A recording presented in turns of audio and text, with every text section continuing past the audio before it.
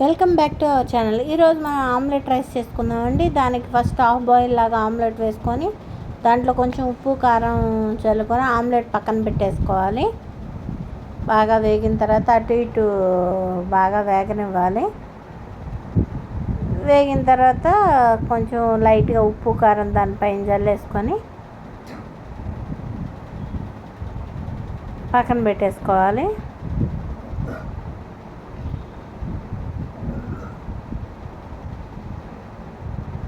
ఇది మా పెద్దమ్మాయి కనిపెట్టిందండి. ఈరోజు లంచ్కి ఇది కావాలంది. పక్కన పెట్టేసుకున్నాం కదా, రైస్ వండుకొని పక్కన పెట్టుకున్నాం కదా. ఆమె అయితే ఫస్ట్ ఉప్పు కారం వేసిద్దంట.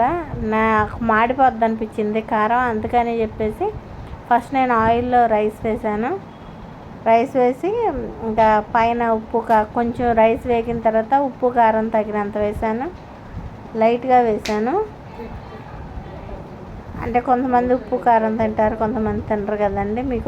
మీరు తినే రకంగా వేసుకోండి, కానీ స్పైసీగా ఉంటేనే బాగుంటుంది. మా చిన్న ఉప్పు కారం బాగా తిందో తక్కువ, అందుకని ఆమెకు తక్కువ వేసి మళ్ళీ పెద్ద ఇంకొంచెం ఉప్పు కారం వేసి చేశాను. కానీ సూపర్ టేస్ట్ అండి. స్పైసీ అసలు సూపర్ ఉంది. ఒకసారి ట్రై చేసి చూడండి. మా వంటలు కనుక మీకు నచ్చినట్టయితే లైక్ చేయండి, షేర్ చేయండి, సబ్స్క్రైబ్ చేయండి. చూడండి, అసలు చూస్తుంటేనే కళ్ళకి తినాలనిపించేలా ఉంది. ఆ కలర్కి దానికి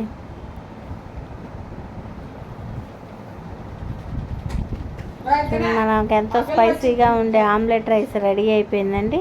thanks for watching. Thank you friends.